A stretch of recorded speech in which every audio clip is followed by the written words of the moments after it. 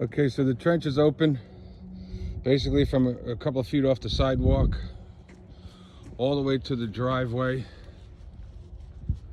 And then on the other side of the driveway, we've opened that up too. Hey, pup.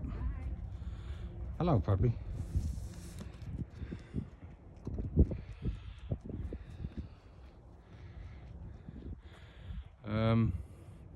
So now we just need to get back with the transit and establish that we have pitch.